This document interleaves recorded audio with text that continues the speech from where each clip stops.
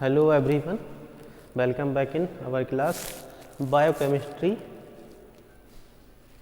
Bio BIUCH Biochem 311 और lecture number 7। और आज हम बात करने वाले हैं इसमें एंथर कल्चर की, एंथर कल्चर, और इसमें हम बात करेंगे आगे एंथर की कल्चर की, फिर पॉलन कल्चर और ओव्यूल कल्चर। क्योंकि जो एंथर कल्चर है इसको हम ब्राड में पढ़ेंगे और जो पॉलन कल्चर है वो भी, उसकी भी प्रोसेस वो क्या होगी, एकदम सेम होगी। उसमें बस वो जो भी डिफरेंस होगा थोड़ा सा वो हम आपको बता देंगे। और फिर ओव्यूल कल्चर होगा, वो भी हम शॉर्ट में पढ़ लेंगे, क्योंकि आपके जो सिलेबस है उसमें सब कल्चर दे रखे हैं, लेकिन ये नहीं बताया, उसमें ये नहीं लिखा कि कितना उसमें हमें पढ़ना है कि प्रोसेस मेथड वगैरह। लेकिन हम फिर भी आपको बताते हैं कि, और जो आपकी सिलेबस बुक है जो, उसमें तो बहुत शॉर्ट में दे रखा है, लेकिन हम बताएंगे आपको कि आपको आना चाहिए कि कैसे कल्चर को हम तैयार करते हैं। तो आइए फिर शुरू करते हैं एंथर कल्चर। तो जैसा कि आप समझ रहे हैं, जैसे कि हम पहले भी बात कर चुके हैं कल्चर के बारे में, तो कल्चर जो होते हैं किसके नाम से जाने जाते हैं? जो पहले होता है कि जो हम वर्ड यूज कर रहे हैं उसी का कल्चर होता है इसमें। जैसे कैलस तो callus culture, cell suspension culture तो सेल का सस्पेंशन में कल्चर, ऑर्गन का मतलब कोई भी प्लांट के ऑर्गन हमने यूज़ किया उनका कैलस मतलब उनका कल्चर करा लिया। ऐसे एंथर कल्चर यानी कि एंथर का कल्चर, पॉलन का मतलब पॉलन का कल्चर, ओव्यूल का मतलब तो ओव्यूल यूज कर रहे हैं। जैसे एम्ब्रियो कल्चर पढ़े थे तो उसमें एम्ब्रियो मतलब एम्ब्रियो का कल्चर, वो थे दो टाइप के, मैच्योर और इमैच्योर एम्ब्रियो। या इमैच्योर एम्ब्रियो में क्या था कि एम्ब्रियो रेस्क्यू, जैसे आपके पेपर में आ जाए कि एम्ब्रियो रेस्क्यू क्या है, तो एम्ब्रियो रेस्क्यू में हम आप क्या लिखेंगे, इमैच्योर एम्ब्रियो कल्चर जो है उसको लिख देंगे। तो हम बात फिर स्टार्ट करते हैं एंथर कल्चर की। तो एंथर कल्चर सबसे पहले दिया किसने था? सबसे पहले आपको पता होना चाहिए कि एंथर कल्चर जो था वो गुहा एंड माहेश्वरी साइंटिस्ट थे, उन्होंने दिया था।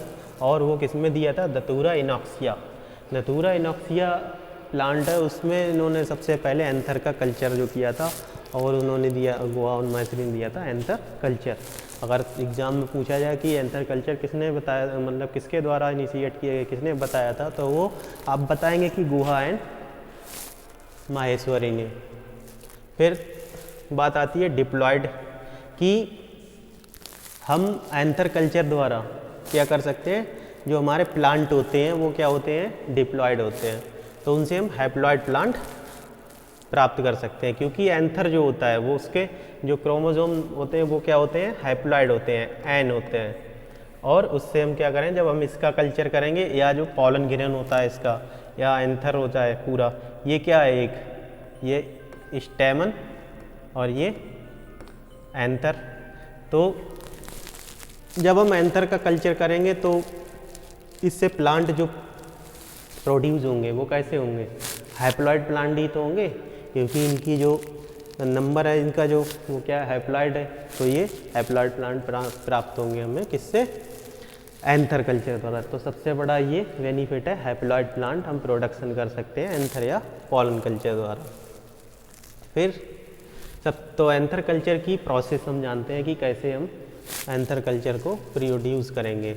ये क्या है, एक प्लांट है हमारा, हैप्लॉयड प्लांट है, और इसमें ये ऊपर क्या है, ये एंथर, ये इसका फ्लावर हो गया, और इसमें ये जो एंथर है इनको हमने क्या किया, निकाल लिया, कट कर लिया एंथर को यहाँ से।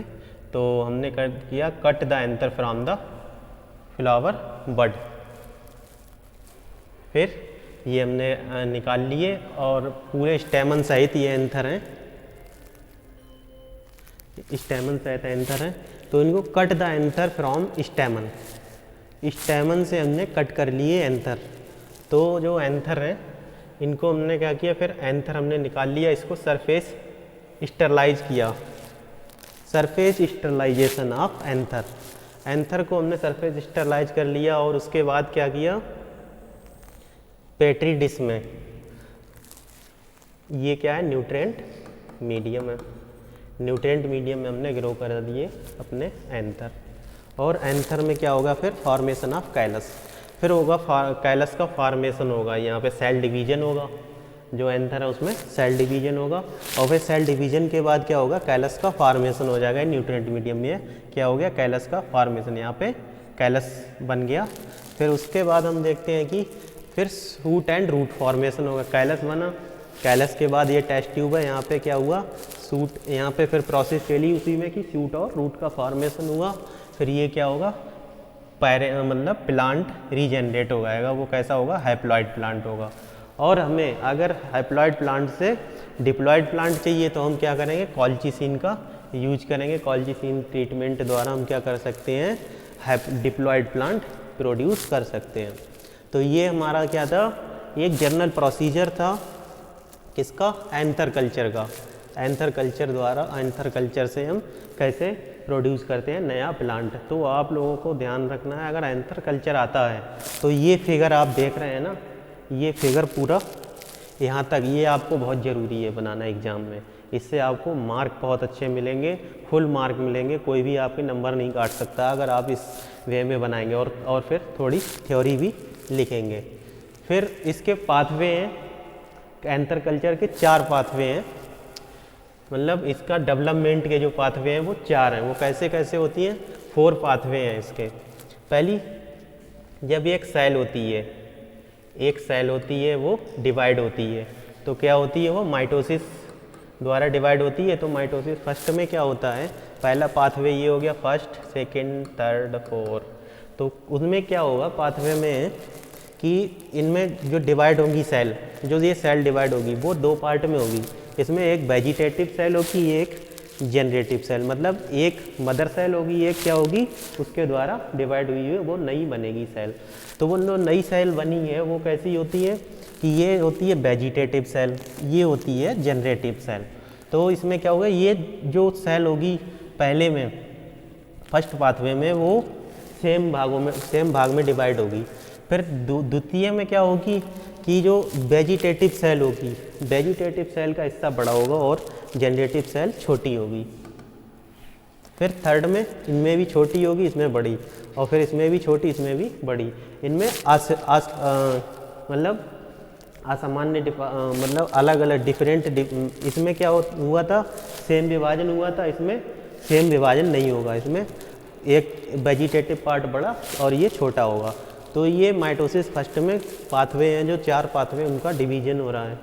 तो हम एग्ज़ाम में जब आएगा पाथवे लिखने के लिए तो कैसे लिखेंगे कि ये सब फर्स्ट ऑफ ऑल जब सेल जब ग्रो होती है, जब हम एक सेल को ग्रो कराते हैं तो वो फर्स्ट माइटोसिस में फर्स्ट पाथवे में वो मतलब डिवाइड होती है सेम भाग में। जो सेकंड पाथवे होता है उसमें वेजिटेटिव पार्ट बड़ा होता है, जनरेटिव पार्ट छोटा होता है। ऐसे इनमें तीनों में, दोनों में। उसके बाद क्या होता है, सेकंड माइटोसिस डिवीजन में फिर बढ़ती हैं सेल। तो ये पहली जो फर्स्ट पाथवे था वो 4 भागों में डिवाइड हुई, उनमें वेजिटेटिव पार्ट भी, वेजिटेटिव और जनरेटिव सेल दोनों डिवाइड हुई दोनों में। और सेकंड में क्या हुआ, सेकंड पाथवे में क्या हुआ, इसमें वेजिटेटिव तो हुई लेकिन जनरेटिव सेल डिवाइड नहीं हुई, और इसमें वेजिटेटिव नहीं हुई और जनरेटिव सेल डिवाइड हो गई दोनों भाग में। और इस वाले में क्या हुई, चारों सेल मतलब दोनों डिवाइड हो गई, लेकिन वो क्या है पहले से ही असामान्य हैं दोनों, ऊपर वाली बड़ी नीचे वाली छोटी।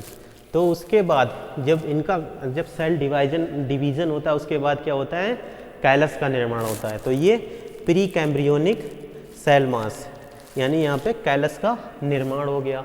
फिर कैलस के बाद क्या होगा, प्लांट का रूट और शूट फॉर्मेशन होगा, फिर प्लांट का फॉर्मेशन होगा। फिर उसके बाद ये कैलस जो था तो pre embryogenic mass of cell जो था वो उसमें क्या हुआ, इधर कैलस द्वारा प्लांट डेवलप हुआ, या सोमेटिक एम्ब्रियो हुआ और उससे प्लांट डेवलप हो गया। तो ये जो है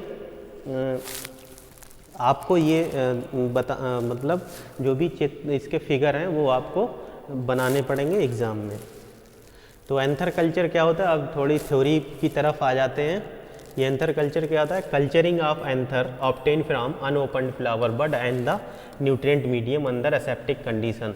हम क्या करते हैं, जब कल्चर कराते हैं एंथर का, और एंथर कहाँ से हम प्राप्त करते हैं, unopen flower bud in the nutrient medium और aseptic condition, under aseptic condition.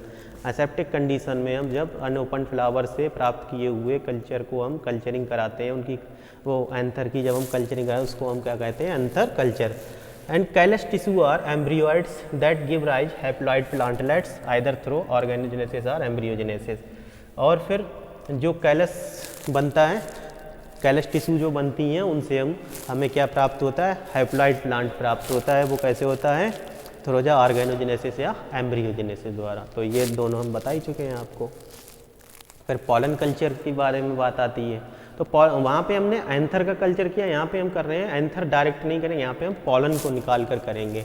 Pollen or microspore culture is an in vitro technique in which the pollen grain preferably at the uninucleated stage are squeezed out aseptically from intact anther and then cultured on nutrient medium।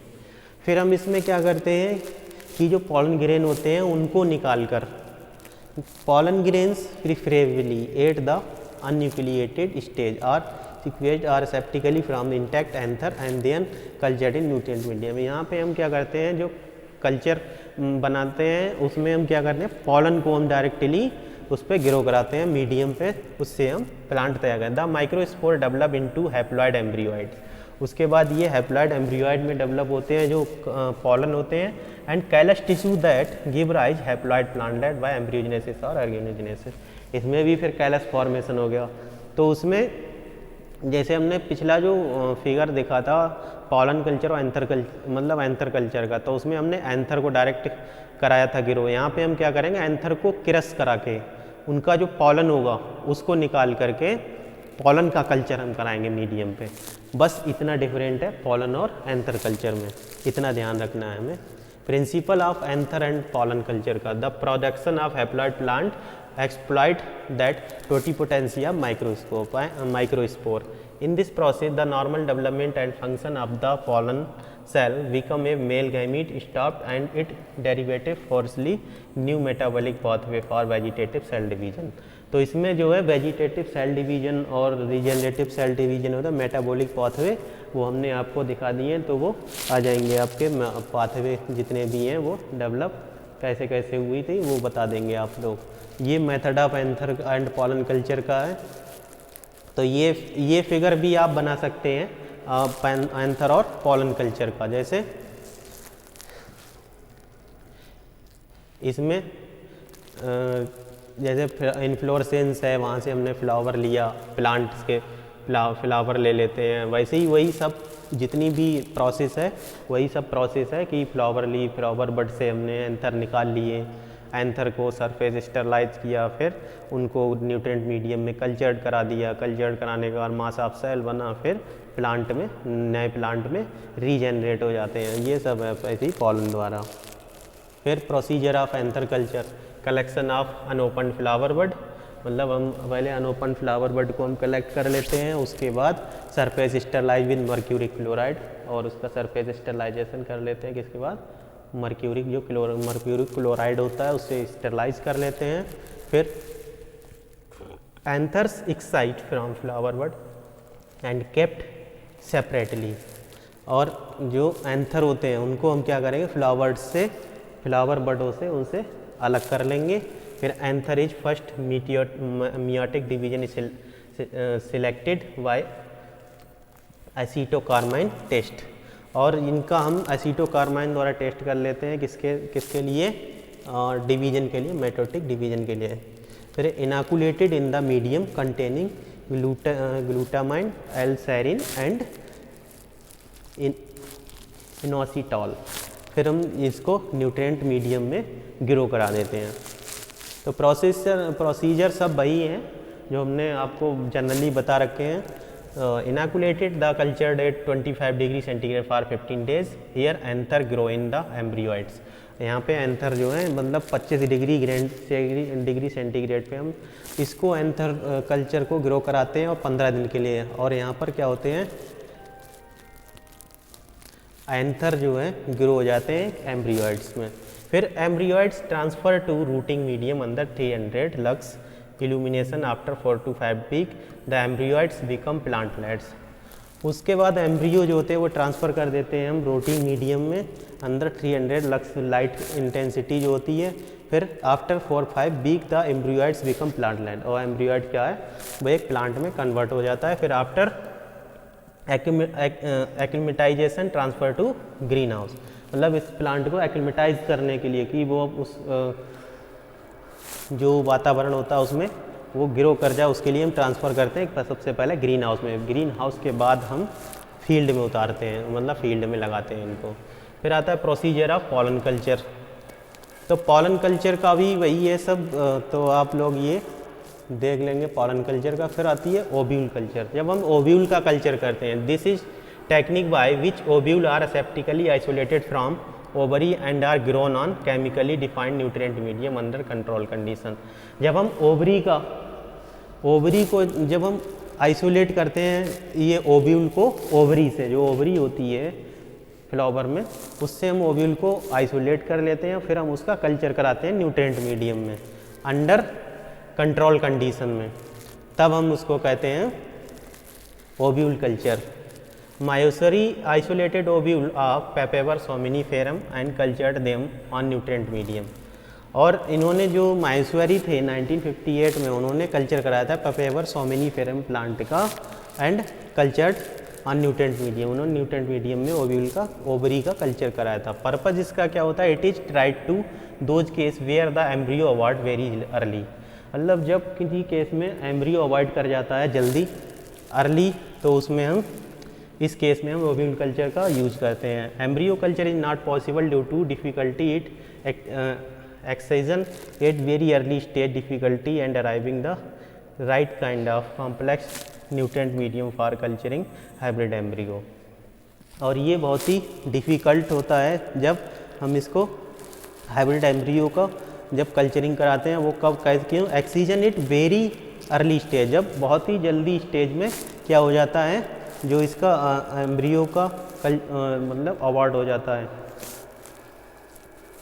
फिर application क्या है इसके, the hybrid embryo between triploid and diploid was rescued and obtain plant, जैसे Gossypium बारबेडेस और Gossypium arboreum, Gossypium हर्सिटम और Gossypium हर्बेसियम में इनका दोनों का क्रॉस करा के इनको ओवरी को निकाल लिया गया अर्ली स्टेज में और प्लांट जनरेट किया गया। ऐसे ही इनका orchid seeds germinate only in association with fungus but the cultured fertilize ovule germinate even absence of fungus.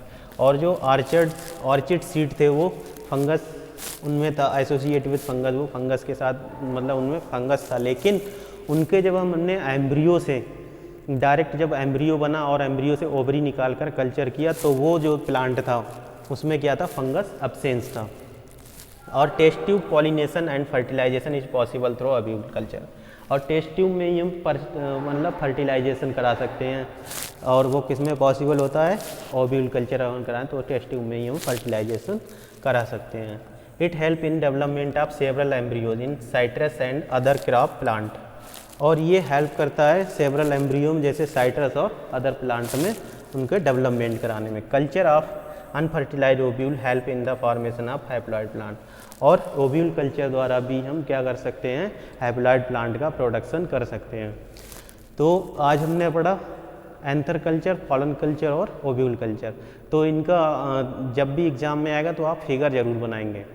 यहाँ पे ये ओव्यूल कल्चर की बात होगी, उधर पॉलन कल्चर की बात होगी। तो पॉलन कल्चर में डायरेक्ट एंथर जो हमारा पहला जो फिगर था वो क्या था, उसमें हमने क्या यूज कर लिया है, वहाँ पे केवल पॉलन, एंथर से एक स्टेज और बढ़ा देंगे पॉलन की। एंथर के क्रश करके हम क्या करेंगे, पॉलन को कलेक्ट कर लेंगे, फिर पॉलन का कल्चर करेंगे।